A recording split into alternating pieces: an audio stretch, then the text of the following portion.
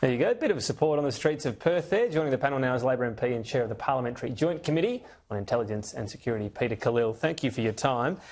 If she crosses the floor again, would she be expelled from the party at that point? Is that your understanding? Well, it's a very direct question, Tom. I've spoken to Fatima at length about these issues. These are difficult issues and it's been difficult for her.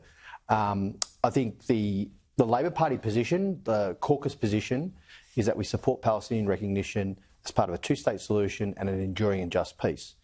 Now, last week that was actually put to the Senate and Fatima decided to abstain, although on the weekend she did confirm that she actually supported a two-state solution as well. So you'd have to, I can't speak to the disparity of those views.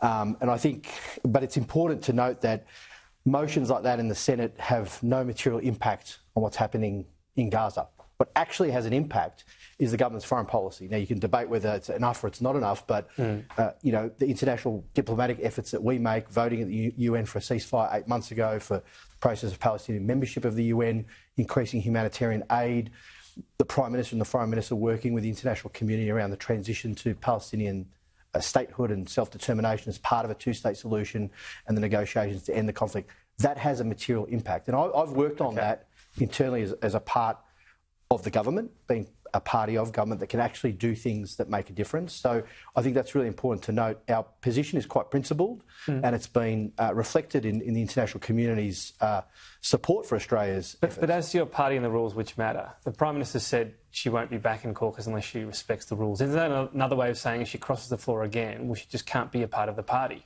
Well, the caucus, the solidarity around caucus has been a tradition for 130 years. There's good reason for that.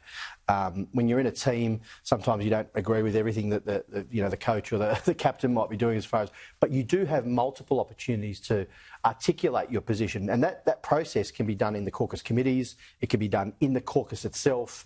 It can be done with the ministers directly around helping shape our policy. And the idea then is once you reach that consensus, that the team has a particular position that we sign on to. And that's been something that's been there as part of the Labor Party. When you sign on as a candidate, you sign on to that. I think it's an important element, that collective solidarity. It's been part of the success, if you could say, of the Labor Party in government over a century. Why'd she go on TV and rub the Prime Minister's nose in it? Did you ask her that? I didn't. No, I think you'd have to ask Senator Have you Payne. spoken to her since the TV appearance? No, I've spoken to Fatima at length in the past about these issues, substantive issues. I haven't spoken to her in the last week. Your seat has been nominated to me as one at risk if you were to throw her out of the party. Is that fair? Well, I mean, my seat, people in my seat, the electorate of Wills, will vote on a multiple range of issues, not just this issue. And I think it's important to make that point.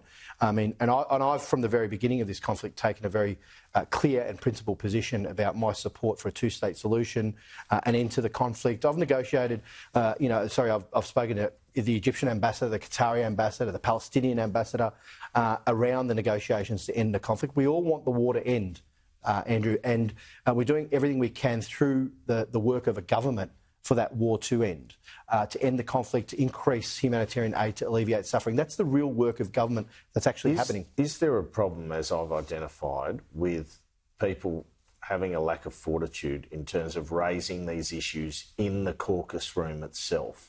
It is the most unified caucus I've ever reported on. Is that a bad thing? That's a good thing, that unified caucus. Clearly, it can be a bad thing if a person's too scared to speak there and crosses the floor instead. I have spoken in caucus about the international issues, the international conflict. I've spoken to the Foreign Minister, the Prime Minister, to other ministers about social cohesion, for example, as well, here in Australia.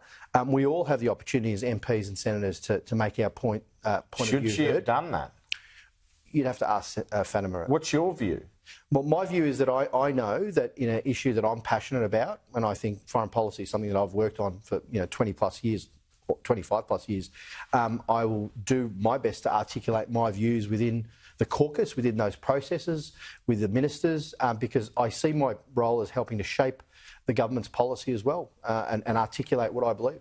Do you think expelling Fatima Payman, though, will have harmful impacts on Labor at the next election in key seats, including your own? I see your Greens opponent is pointing to Fatima Payman showing courage and saying the Labor member for Wills U won't back his words with action. Well, we are actually taking actions, real actions. So Senate motions have no material impact. what actually makes a difference is the work that we do through the international community, whether it's at the United Nations, voting for the ceasefire, whether it's actually increasing humanitarian aid, whether it's actually engaging with international partners to end the conflict by assisting the negotiations around ceasefire. That's real, that's material. Have you made that point to her? I think this means nothing. We're actually doing stuff. Well, I think we've all articulated the fact that the government is, I think, taking a principled position and actually engaging within the international process, the international community's efforts to end this conflict. And there are many other conflicts around the world that Australia also raises its voice in respect to, not just this conflict. There's obviously the conflict in Ukraine as well. And I think us as MPs and senators, we have a role that we can play to articulate where we stand on these issues, but also to reflect the diversity of views of our constituents as well. Isn't it also important to respect your colleagues, though, in a marginal seat? Like, I'm not saying you personally, but seats like yours and... Yeah, look, I respect Fatima. A lot of people are annoyed at this behaviour because when you're fighting to hold a marginal seat, and you're not a senator, you're not in the upper chamber, you're not here for 5 years, you've got to fight for your seat within a year from now. I understand the point you're making here, and look, it is a difficult time for her. I respect Fatima. I think I would hope that she can come back into the caucus as part of the team. I think it's very true that we have diverse views across our party. I mean, you've got a Jewish MP in Josh Burns and a Muslim MP in Fatima who are diametrically opposed on a lot of these issues, yet they are friends and they support each other. We all try and support each other. That's what it means to be part of a team. We don't always agree on every matter, but that consensus that we reach as a team, as a caucus, is actually, I think, an ingredient of our success, or should be. Peter Khalil, appreciate your time today. Thank you. Cheers. When we come back, Australia's new Governor-General has been sworn in. How Samantha Mostyn is probably